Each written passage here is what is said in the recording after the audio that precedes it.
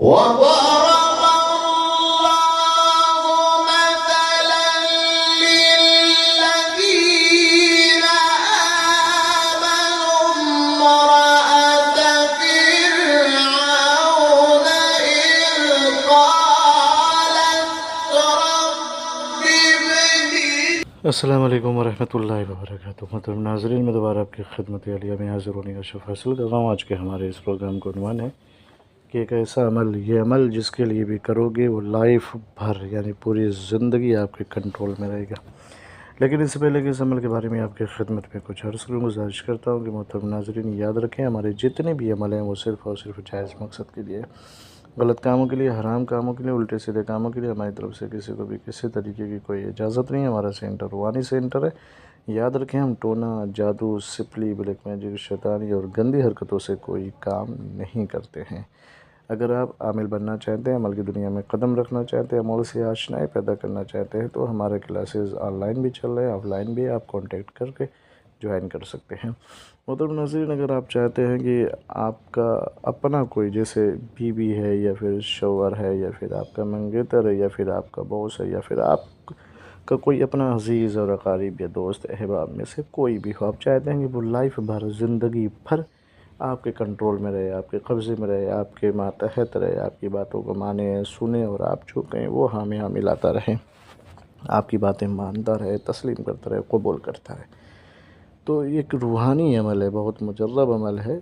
इसको आप करें, इंशाअल्लाह इसका रिज़ल्ट आपके खिदमत में हाज़िर हो जाएगा। करना क्या है, मैं बारहा कहता हूँ कि कमर दरकरम में एहतियात करें, नहूसत की घड़ियों में एहतियात करें, नेक साथ में इस तावीज़ मुबारक को लिखें। बेहतर ये कि ज़वाल शम्स यानी 10 से लेकर के 12 के बीच के जो लम्हात होते हैं, उसी बीच में इस तावीज़ मुबारक को लिखें, चाहे खातून लिखे या मर्द लिखे। रूबा क़िबला बैठ के पहले अपना हिसार कर ले।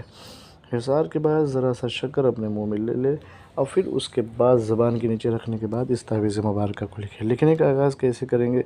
लिखने का पहले लिखेंगे 786, फिर उसके बाद 9, 1, 7, फिर 2, फिर 3, फिर 7, फिर तीसरे खाने में आएंगे 9, 2, 7, फिर चौथे में आएंगे 6, 2, 7, फिर उसके बाद 730 लिखेंगे, फिर उसके बाद जो है 725 लिखेंगे, 720 लिखेंगे और फिर उसके बाद 731 लिखेंगे। इसी तरीके से नीचे आ जाए।